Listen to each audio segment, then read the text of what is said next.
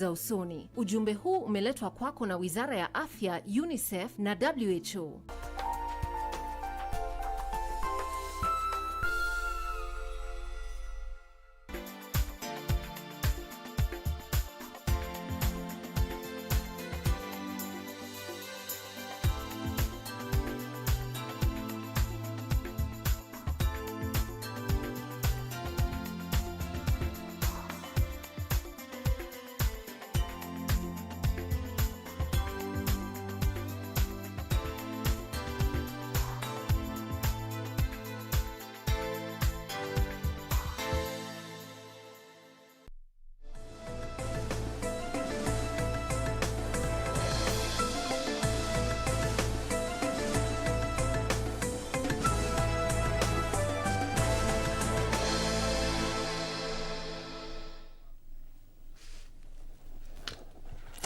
Na mtazamaji, basi ni afueni sana kwa Wakenya waliopoteza uraia wao kabla ya kuratibishwa kwa katiba mpya, na sasa watarejeshewa hadhi yao katika muda wa miezi miwili. Ni taarifa ambayo Khalid Abdullahi anakuwa anashughulikia na atakuwa anatuletea taarifa hiyo kwa kina. Lakini hata hivyo, hujambo, karibu sana katika darubini ya Channel 1 tarehe 26 mwezi wa 5 2021, nikiwa na matumaini makubwa sana kwamba ubuheri wa afya.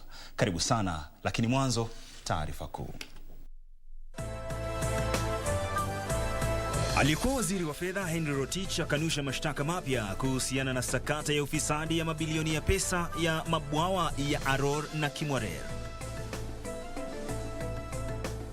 We have sequenced some 38 people, for example, and out of the 38 people, some 28 of them had the Indian variant. Nchi hii imenakili visa vipya 28 vya maambukizi ya virusi vya corona vilivyogunduliwa nchini India.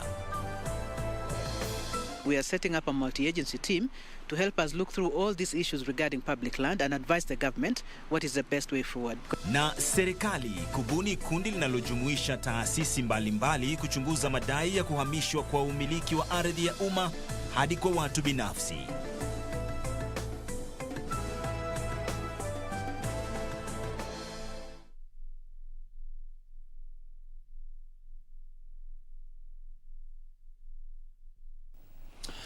Karibu sasa mtazamaji, tuende sawa hadi tamati wa darubini ya Channel 1 kupatie taarifa hizo na nyingine kemkem, taarifa zilizogonga vichwa vya habari siku kucha. Kwenye mitandao ya kijamii Facebook na Twitter @KBC Channel 1, unaweza kutembelea www.kbc.co.ke, na mimi pia kunifuata kwenye mitandao hiyo ya kijamii @Lemoka. Huyu hapo unamuona si mwingine ila ni Lensa Odingo. Moja kwa moja tuende katika ushuruba wa mahakama, ambapo aliyekuwa waziri wa fedha Henry Rotich amekanusha mashtaka mapya kuhusiana na sakata ya mabilioni ya pesa ya mabawa ya Aror na Kimwarer. Hii ni baada ya upande wa mashtaka kurekebisha hati ya mashtaka na kuondoa majina ya makatibu wa zamani Kamau Thuge, halikadhalika Susan Kowich, walioshtakiwa pamoja na Rotich. Kamau na Kowich sasa ni mashahidi wa serikali ambao watatoa ushahidi dhidi ya Rotich kwenye kesi hiyo.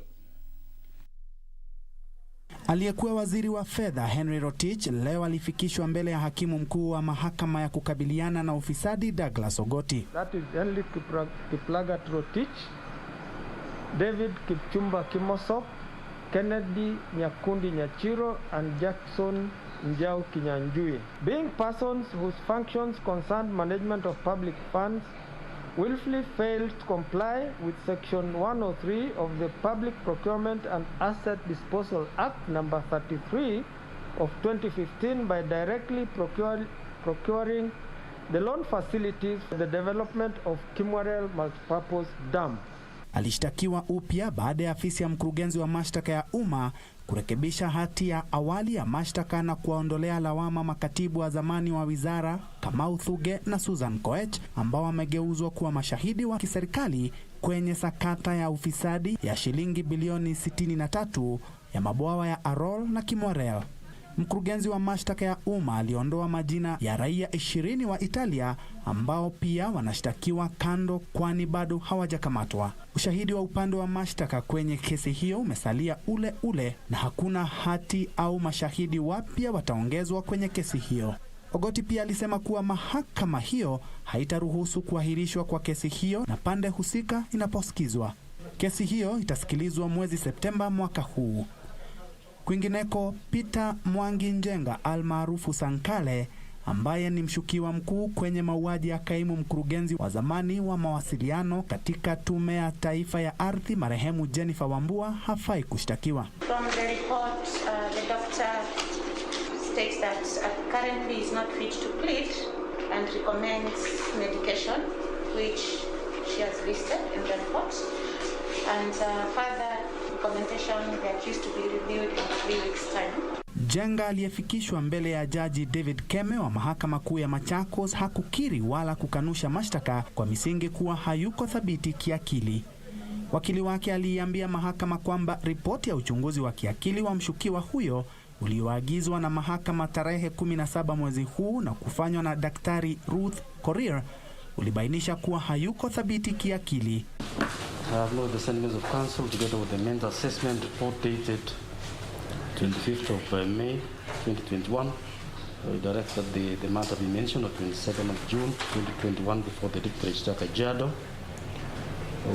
for the purpose of allocating suitable dates before the presiding judge once the second medical assessment is filed.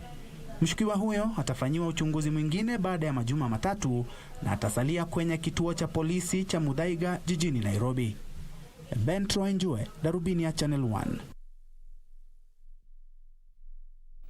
Na mtazamaji, tukitoka mahakamani tuangazie taarifa hii ambapo Wakenya waliopoteza uraia wao kabla ya kuratibishwa kwa katiba mpya sasa watarejeshewa hadhi zao katika muda wa miezi miwili. Hii ni kufuatia uzinduzi wa mpango wa siku 60 wa matokeo ya haraka. Waziri wa usalama wa kitaifa Daktari Fred Matiang'i amesema mpango huo unalenga kumaliza mlundiko uliopo wa maombi ya kupewa hati za uraia na hali kadhalika kurahisisha utayarishaji na utoaji wa hati hizo muhimu.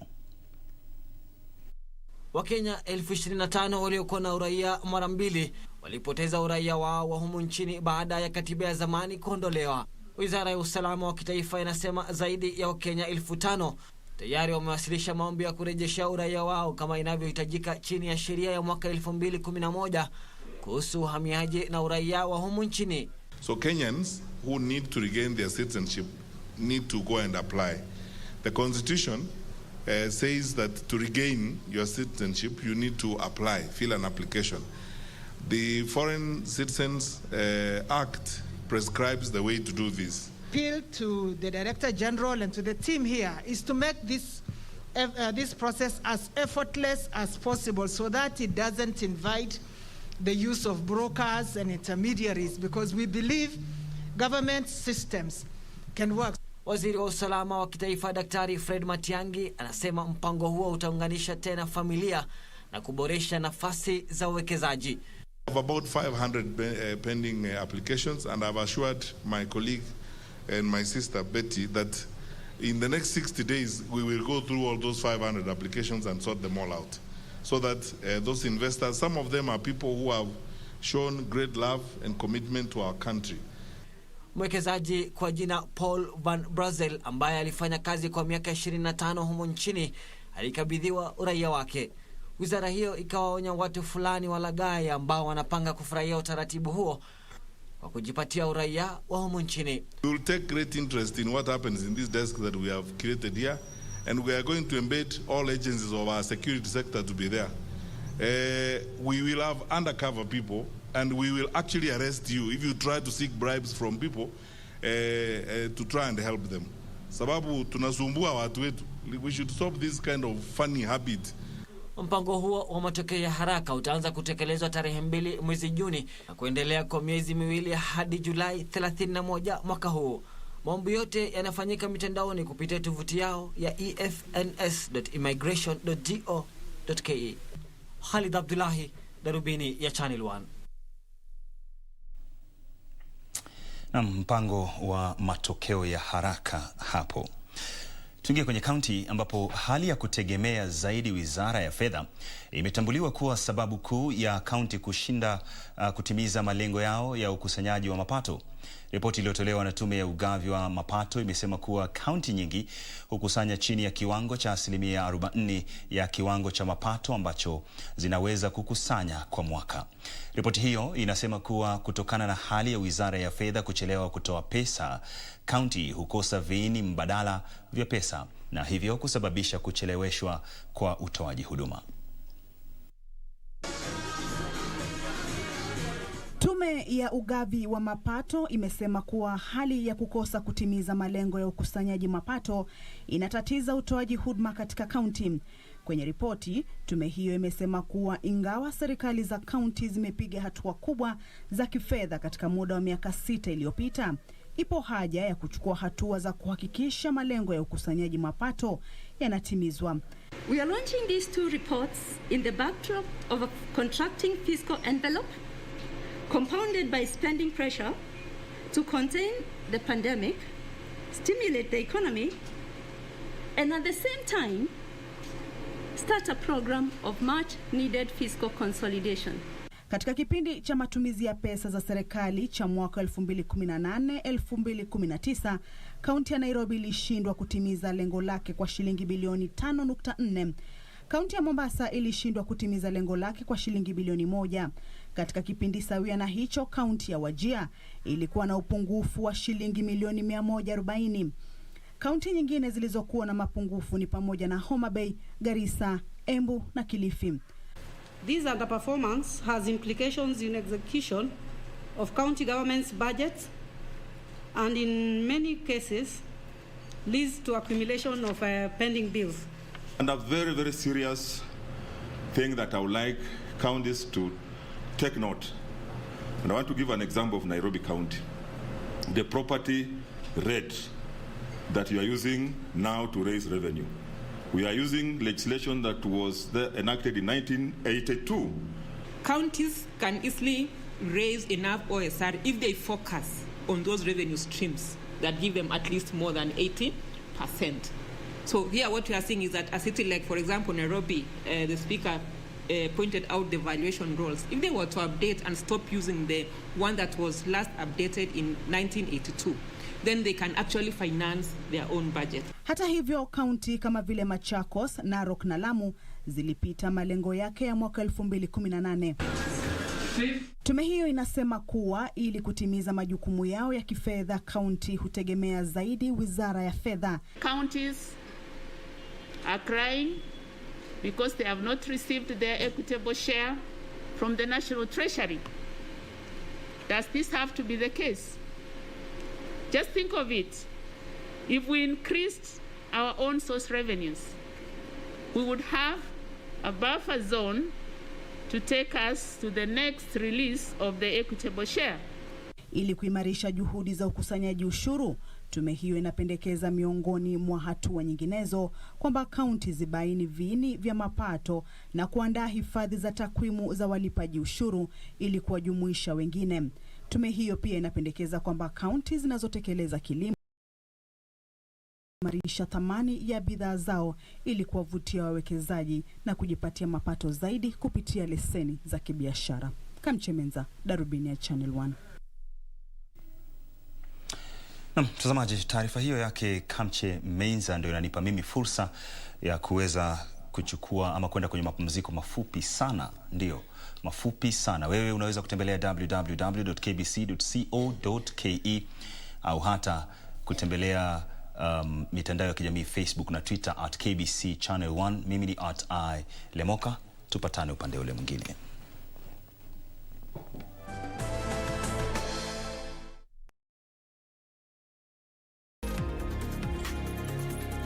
Je, unajua unaweza chukua bima ya maisha ili kusaidia familia yako na unaowapenda iwapo watapatwa na msiba usiotarajia kama vile kifo au ugonjwa?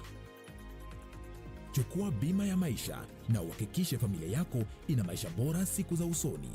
Bima ya maisha hukusaidia kuweka akiba ambayo hulipwa ikishapevuka. Sasa umejua. IRA, bima bora kwa taifa. Kupata skiza tune hii Waibrania 13:8, dial *811 *963#. Yesu Kristo ni yule yule, jana, leo na hata milele. Wahibrania 13:8. Ili kupata skiza tune hiyo ya Wahibrania 13:8, dial *811 *963 hash *811 *963 hash. Tonight on KBC Channel 1. Because of the color of our skin, they're just killing us, killing us, killing us. Tell me, will we ever win? But I got you, yeah, forever and ever. Riddle me this, riddle me that, sing to me in the sheet. More than just a pretty girl, woman of my dreams, you are for me world. You are more than just a pretty girl. You know I give it to you only. You know you want this.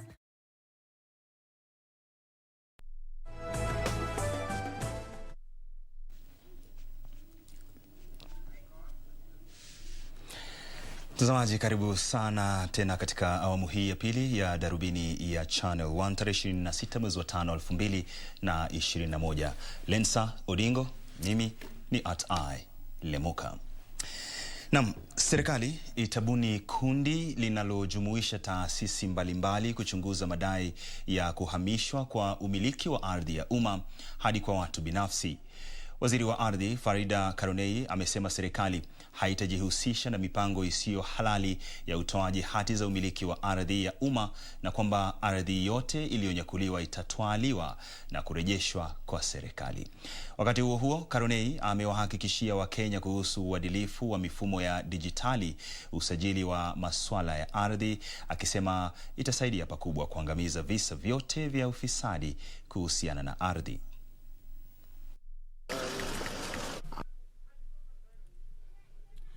Mwezi uliopita serikali ilizindua mfumo wa kitaifa kuhusu usimamizi wa masuala ya ardhi ambao miongoni mwa masuala mengine utaangamiza ufisadi uliokithiri katika sekta hiyo.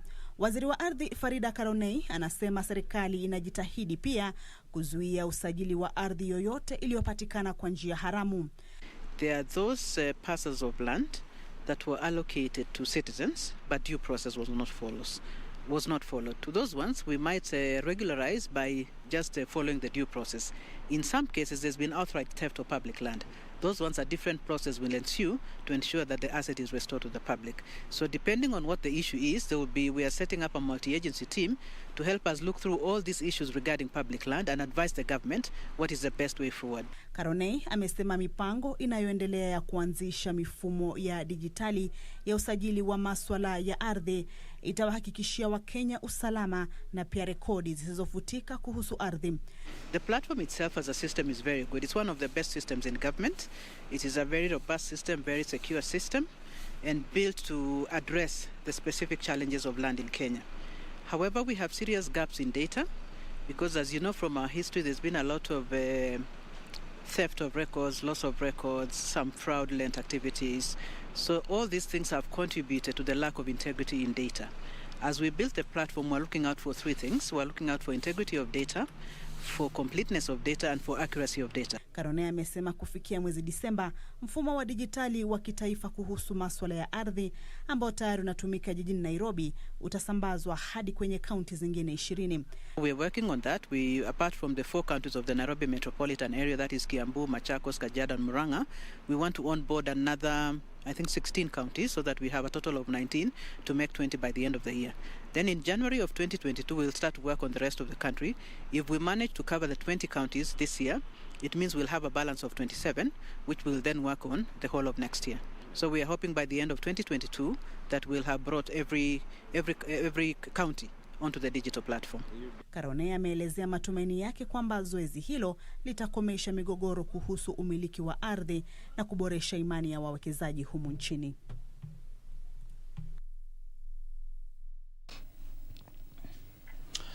Na shirika moja la uhifadhi wa mazingira la humu nchini limetoa wito kwa serikali kuimarisha usimamizi wa rasilimali za maji katika viwango vya kimaeneo, kitaifa, hali kadhalika kimataifa. Haya yanajiri huku wakazi wa Malindi wakitoa wito wa suluhu ya mara moja kudhibiti uchafuzi wa mazingira. mjini humo. Shirikisho la Eastern African Greens linapendekeza kubuniwa kwa mtaala wa kimazingira shuleni ili kuwafahamisha wanafunzi kuhusu usimamizi wa mazingira wakiwa wangali wadogo. Learning about the importance of protecting environment takes place from kindergarten level through to primary, all the way to high school and up to the university, so that it becomes a culture, a way of life that we need to protect and conserve our environment. Shirikisho hilo limeibua wasiwasi kuhusu uchafuzi wa mito na maziwa. Hivyo basi limetoa wito kwa serikali kuimarisha usimamizi wa mali asili. The government, we want to call upon NEM as an authority, we want to call upon the Cabinet Secretary in charge of environment, and we want to call upon the head of state to lead in this direction and demonstrate commitment to conserving and preserving our environment. It is time that we awaken a societal narrative, a national narrative that champions the conservation of the environment and the stopping of pollution. Wakati huo shirikisho hilo linatetea uhifadhi wa mazingira nchini chini ya kauli mbiu ya kulinda eneo la mto Nile.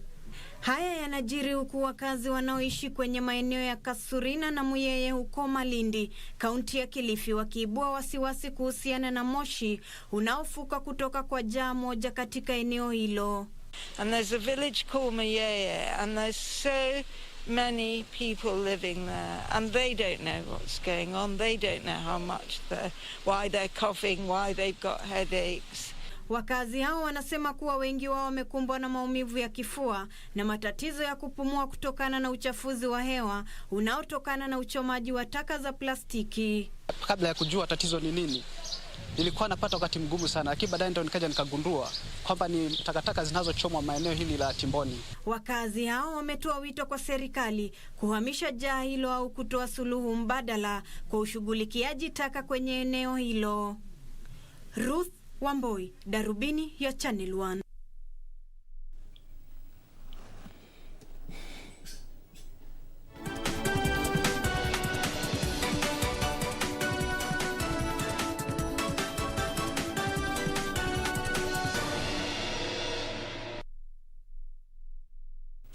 Tuingie sokoni mtazamaji, tuangazie hizi za biashara ambapo benki ya Equity ilipata faida ya shilingi bilioni 8.63 baada ya kutozwa ushuru katika miezi mitatu ya kwanza ya mwaka huu, hili likiwa ongezeko la asilimia 63.3. Ongezeko hilo la faida limetokana na kupungua kwa nusu kwa hasara itokanayo na mikopo hadi shilingi bilioni 1.27. Kwa hizi na habari nyingine, huu hapa ni mkusanyiko wetu wa taarifa za biashara. Licha ya kiwango cha mikopo isiyolipwa kuongezeka hadi shilingi bilioni 63.49 kutoka shilingi bilioni 44.65 mwaka mmoja uliopita, benki ya Equity ilipunguza kiwango cha hasara itokanayo na mikopo hiyo kutoka shilingi bilioni 3.12 hadi shilingi bilioni 1.27. Hii ni baada ya kiwango cha ongezeko la mikopo ya aina hiyo kupungua kwa shilingi bilioni 4 katika kipindi cha miezi mitatu ya kwanza ya mwaka huu. To tap and minor concentrated population makes the DRC very, very attractive to us. And it even becomes more attractive when one's imagine that it's skewed to joining the East African community. Hali hii pamoja na ongezeko la asilimia 31.89 la mapato yanayotokana na riba yaliyofikia shilingi bilioni 20.34 kutokana na faida ya benki hiyo katika robo ya kwanza iliongezeka kwa asilimia 63.3 hadi shilingi bilioni 8.63. Wakati huo huo, Kenya inaimarisha ziara kwenye mashamba makubwa kuwa mojawapo wa vivutio kwa watalii wa humu nchini na wale wa kimataifa katika juhudi za kuimarisha bidhaa za utalii. Bodi ya utalii nchini imetoa wito kwa wamiliki wa mashamba makubwa waandae ziara za kitalii. Na hatimaye shule ya wavulana ya Starehe imenufaika kutokana na msaada kutoka Novozimes kwa lengo la kuimarisha mafunzo ya sayansi, teknolojia, uhandisi na hisabati. Our greatest pride is when a child comes from poverty and goes through Starehe, they are transformed and then go back to impact their families and to impact society. Kampuni ya Novozymes nchini imefadhili ukarabati wa maabara 2 za biolojia katika shule hiyo na kuwekeza katika vifaa vipya ili kutoa mazingira bora kwa wanafunzi kupata ujuzi muhimu kama vile ubunifu wa kusuluhisha changamoto na pia mbinu za kujihusisha katika masomo ya vitendo.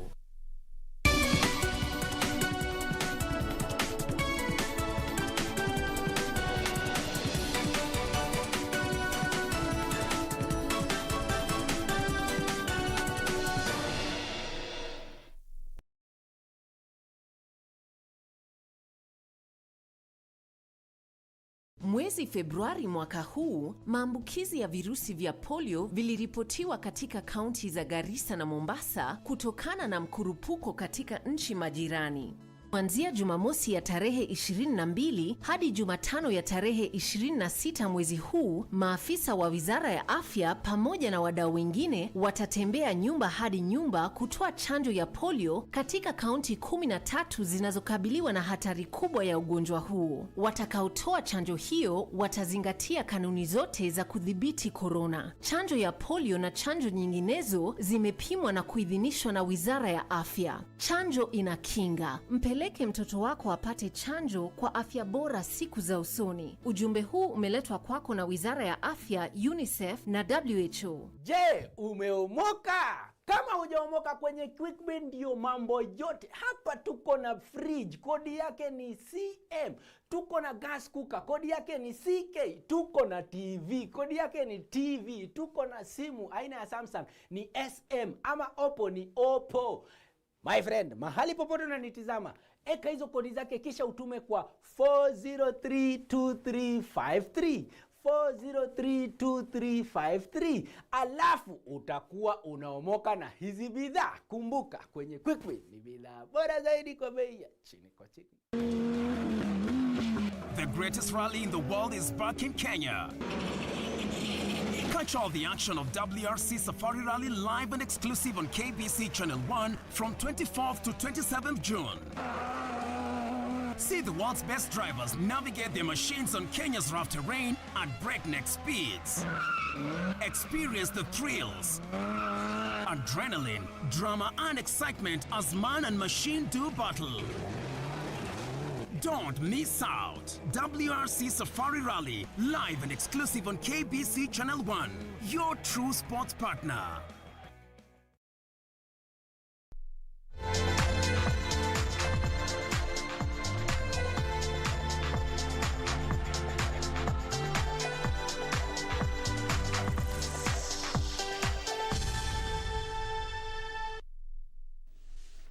Na mtazamaji, viwanjani, tukidunda viwanjani, wana michezo wa bara Afrika watakaoshiriki kwenye mashindano ya kunyanyua uzani ya kufuzu kwa michezo ya Olimpiki wamehimizwa kutotumia dawa haramu ambazo zimepigwa marufuku na shirika la kupigana na matumizi ya dawa za kusisimua misuli duniani, WADA.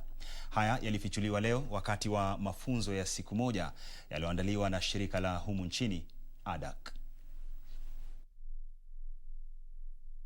Taasisi ya kupigana na matumizi ya dawa za kusisimua misuli duniani, WADA, ilitoa orodha mpya ya dawa ambazo zimepigwa marufuku, ikiwamo dawa zinazosisimua akili, zilizo na chembechembe za bangi na zinazosababisha kupotea kwa fahamu. Zaidi ya wanamichezo 50 kutoka mataifa 13 ya bara Afrika walihudhuria mafunzo ya siku moja ya taasisi ya kupigana na dawa za kusisimua misuli humu nchini, ADAC. Hii ni kabla ya kung'wananga kwa mashindano ya kunyanyua uzani barani itakayoanza rasmi kesho. Some of the issues that we are discussing with them today include the sample collection process, which is the testing process. We want them to know the procedures that are involved when they are tested, because some of them will undergo anti-doping testing. We are expanding what we call what doping is, so we are talking to them about the anti-doping rule violations that have been stipulated in the World Anti-Doping Code. President, to all of us should be to more work for anti-doping, more work for how we can development, how we can change the mentality for some our lifters, because this is very important. That's why it's very important. Kenya itawakilishwa na wanaume 4 na wanawake 4 kwenye mashindano hayo ya siku 4. Itakuwa ni mara ya pili kwa Kenya kuandaa mashindano hayo baada ya kuwa mwenyeji mwaka 2012. Frederick Mwoki, Darubini Michezo. Tuleke huko Eldoret. Gavana wa kaunti ya Uasin Gishu Jackson Mandago amesema kuwa serikali ya kaunti yake itaendelea kutumia riadha kuhamasisha umma kuhusu ubora wa kutunza mazingira.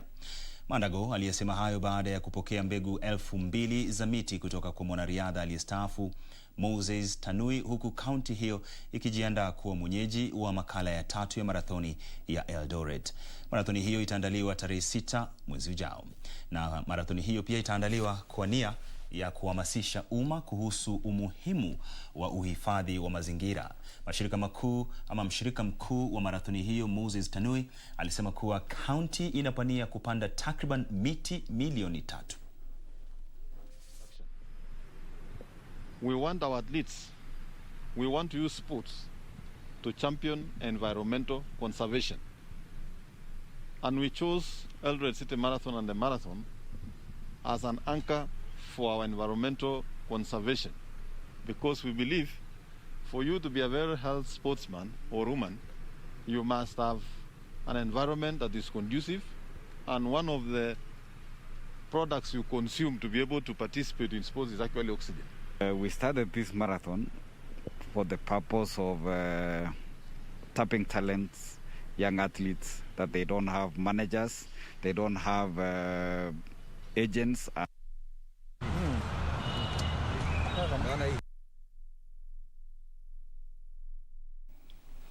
Mtazamaji, tukitoka huko Uasin Gishu tunafululiza moja kwa moja hadi nchini Poland, ambapo usiku huu wa leo kati ya Manchester United na Villarreal gani kali, kwani timu hizo mbili zitachuana katika fainali ya ligi ya Europa leo usiku huko Poland.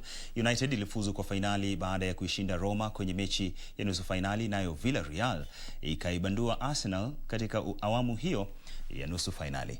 Ipo mipango wa kuwaruhusu mashabiki 2,000 pekee wa kila timu kuingia uwanjani wakati wa fainali hiyo.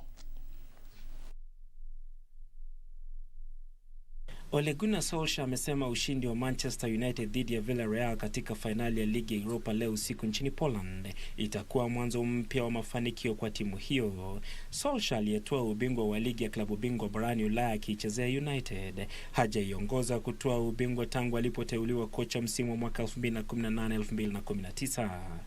Aidha, United haijatoa ubingwa mashindano makuu kwa muda wa miaka 4, lakini kocha Solskjaer amesema ana imani kuwa ataishinda Villarreal iliyomaliza ya 7 kwenye ligi kuu ya La Liga nchini Hispania.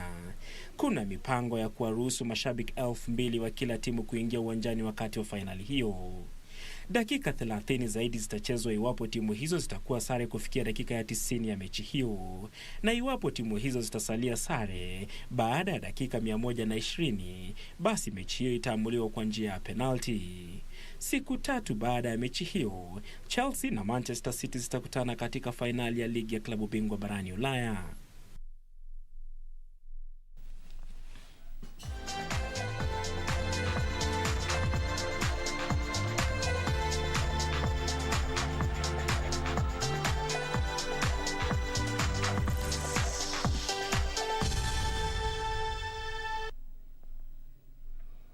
Na mtazamaji, gani kali kati ya Villarreal na Manchester United? Sisi mashabiki wa Arsenal tunatia macho tu kwenye runinga, sio?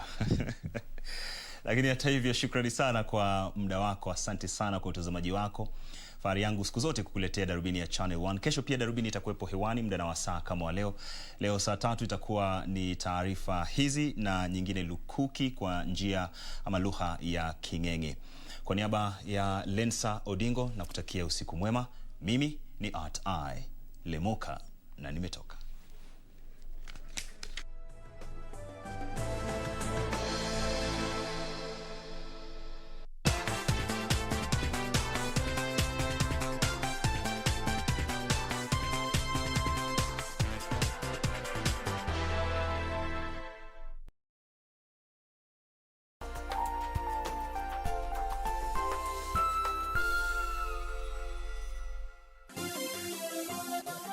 Beauty College. Vera Beauty and Fashion College, with branches in Nairobi, Eldoret, Thika and Meru.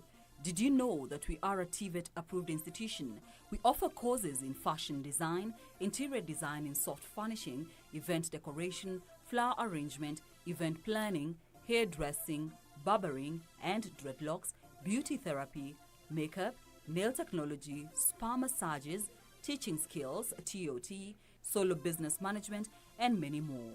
Register now and visit our website on www.verabeautycollege.com. You can also call on 0725 923 550 Nairobi branch, 0728 087 689 Eldoret branch, 0722 22 7428 Thika branch, 0725 000 706 Meru branch. Vera Beauty and Fashion College, a TVET approved institution.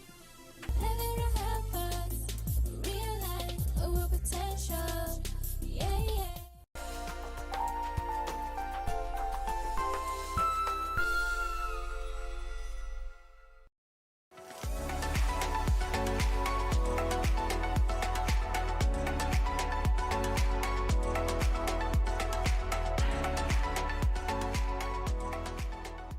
Asante sana mpenzi mtazamaji, mahali popote unanitizama. Kwa majina yanajulikana kama Mtumishi Asante Yesu. Oh yes, na hapa kwenye QuickBit kumbuka tunakuambia ni bidhaa bora zaidi kwa bei ya chini kwa chini kwa chini. Na kila siku ni bidhaa bora tunapeana. Tuko na TV, tuko na fridge, tuko na gas cooker, tuko na gari, tuko na pikipiki, tuko na simu tofauti tofauti. Kuanzia Oppo A93, Samsung A21s, yani my friend huwezi maliza hizi bidhaa zote. Kumbuka tunakuambia hapa kwenye QuickBit ndio soko ambayo inakupatia nafasi wewe mtazamaji kupokea hizi bidhaa kwa bei bora ya chini kabisa, chini kwa chini. Na kumbuka ni rahisi sana. Unafanya aje? Unaenda kwenye lipa na M-Pesa, paybill number 4032353. Kisha unaenda kwenye account number, unakelea kodi ya bidhaa ambayo tunauza kwa siku. Alafu unaenda kwenye amount shilingi 20 peke yake na utakuwa unaponyoka na hizi bidhaa. Wenye mtandao quickbit.co.ke, fuata maagizo, ekelea kodi ya bidhaa ambayo tunauza kwa siku, alafu enda kwa amount ni shilingi 20 peke yake. Na tutakuwa tunakutumia SMS kukujulisha kama wewe unanitizama ndio mnunuzi bora au la. Na pia kumbuka usisahau tunafungua auction yetu saa 12 asubuhi mpaka pale jioni. So uko na muda wa kuwekelea bid yako. Wekelea. Na ukumbuke the lowest unique bidder ndiye anaponyoka na hizi bidhaa. Na kama kawaida siku ya leo tunapeana TV, my friend, 43 inch TV. 43 inch TV ukienda kwenye duka ama supermarket utaipata na bei ya juu kabisa kuanzia 45,000 kuendelea. Lakini hapa kwenye QuickBit tunakupatia nafasi. Wewe mtazamaji tunakupatia nafasi. Na ile kitu ambayo utafanya, una 45,000 kuendelea, lakini hapa kwenye QuickBit tunakupatia nafasi. Wewe mtazamaji tunakupatia nafasi. Na ile kitu ambayo utafanya, unachukua simu yako, lipa na